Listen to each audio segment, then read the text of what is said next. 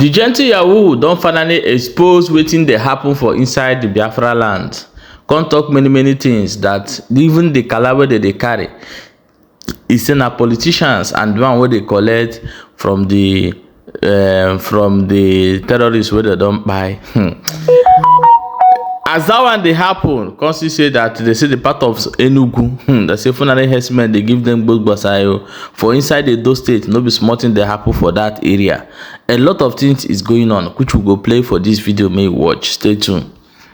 I am still remaining your humble servant, Ifeanyi Chukwu Okorie, aka Gentle the Yahoo. Today's date is 2nd of August 2026. I want to bring this information. Nante ụmụ Biafra kono no ofuma makana echetara m mgbe anyị bidoro n'ọsụ. We love our people so much and our people love us, and I like our people about the cool. Now they now went and met Chinasa Nworu before Chinasa Nworu now sold Biafra and the ESN, some of the flavor ESN, to Soludo, Chassis Soludo. The letter came back to us. I want Biafrans to understand this, because I am going to make it categorically to the hearer and the understanding of our people how everything happens. Ihe butere ihe ndị a o ji wee na-adị ona bụ gịnị? Mgbe ndị politicians fụrụ na anyị awụghị an instrument to them, they not turn against us. Ọ bụrụ na ndị nọ n'ala Ọsụmohu Ọsụhitokwa ga-agwa onwe ha eziokwu mgbe bidoro ije a. I know in a peaceful ground with our people.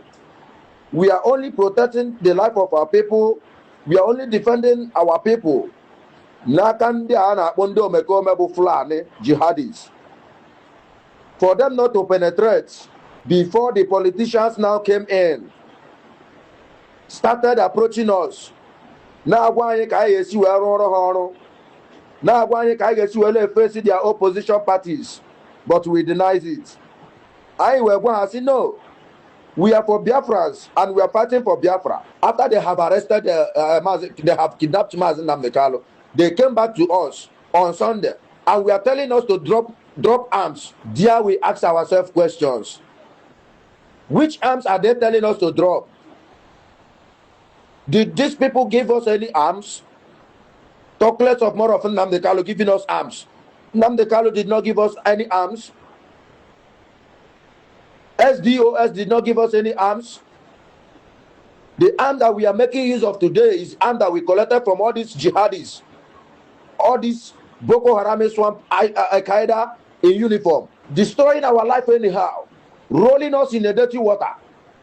That is when we pick up anger. That is when we become anger. Biafrans could remember when we were moving around with only flag. The only of our offense is because we denied their money.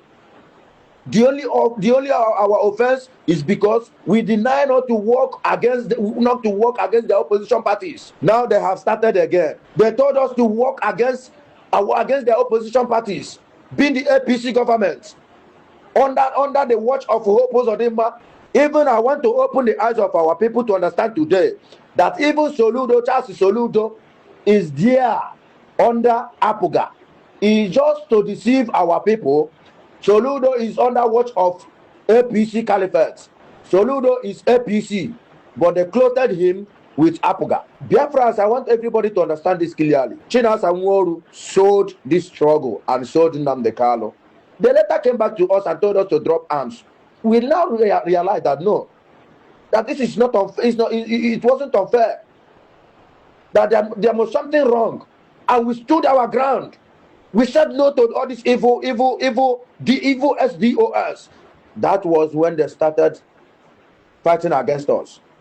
That was when they started fighting against us. Before you could know it, they started going to our houses, setting our houses ablaze. Now, tell me, how can someone, your fellow brother, will come and attack you and set your house ablaze and you fold your hands, your arms? It's undoable. That was how we started retaliating. I want Biafrans to understand this, because I believe that the gods of the land have started fighting. And only you choose those agafe. Okporokoru jiji aga ekwe ka ọ gafee. and onye talk esi wee gbuo nwa nkịta ya ọ charge aha wee ba ya, but it can never work for them. Unu amụtogo anya na anyị etogo, and it can never happen, and we can never ever betray this cause. Now currently now Biafrans, I want everybody to pay very good attention on what is on ground now, which I am making it openly. The same way they started setting our houses ablaze, and anytime we retaliate, that our own will be escalating everywhere. That our own will be spreading everywhere. That our own, they will turn it now. They are making moves, planning a way that they will bring a military barrack down to Okigwe. In what aspects? Now in Osumohu, they are planning to bring down a military barrack in Osumohu. What is there? What did they build there that they want to come and they protect? I know the reason why I am saying this. Biafrans, open your eyes. Biafrans, open your eyes. Open your eyes widely. These people are planning heavily. Never you accept them. Never you agree on this. Because I am assuring you, if such a thing occurred, I'm telling you, it can never be easier in Biafra land. I am telling you, being the Nigerian government, it can never be easier for you people.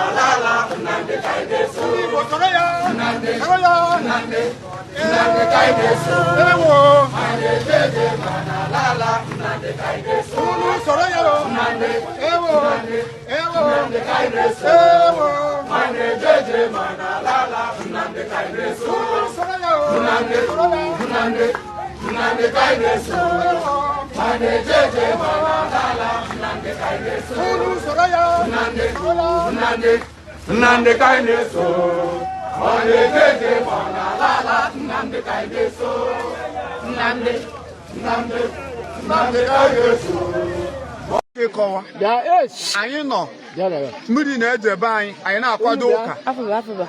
Anyị na-akwado ụka ka anyị jebe ụka.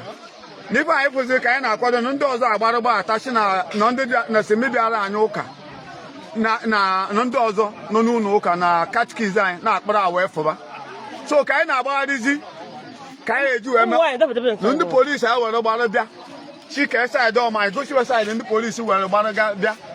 So ka anyị niile boys ati ụkwụ anyị gbaba edo maasị fancha niile bucha egbe fa dị 7 in number fa bucha AK-45 fancha niile we anyị bụ gba aka nkịtị na ka anyị dị onwe ife anyị ji na-eyi ụtọ anyị ka anyị ụtụ masarị aka nkịtị ka anyị gba anyị ka akpa aka gbara tụba ndị ji egbe anyị ka agba aka anyị dị winning ịba boost anyị dị winning ịba boost anyị ka agba aka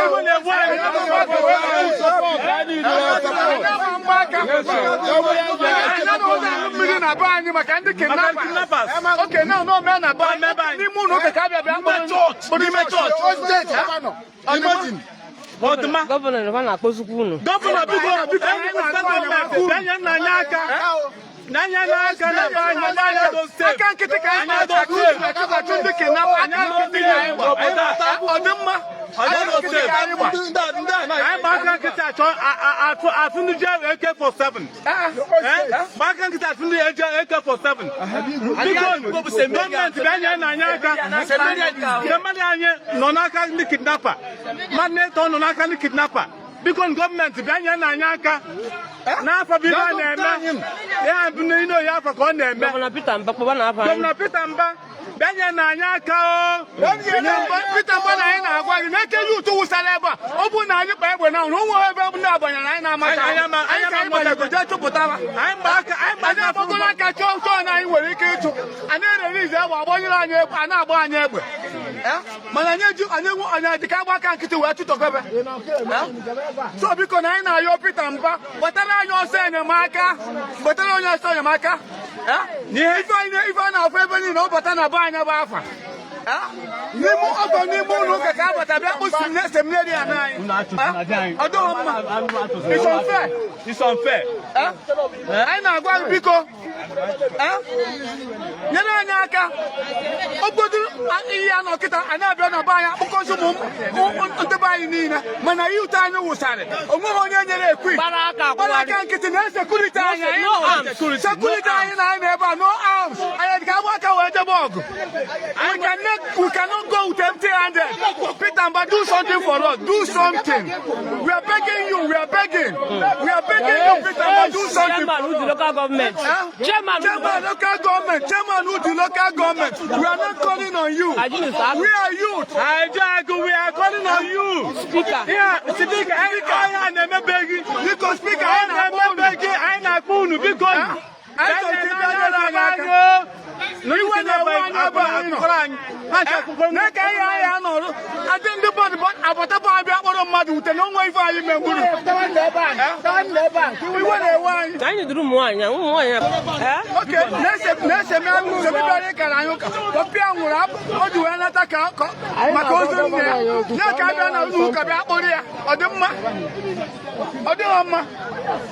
So ni wane wani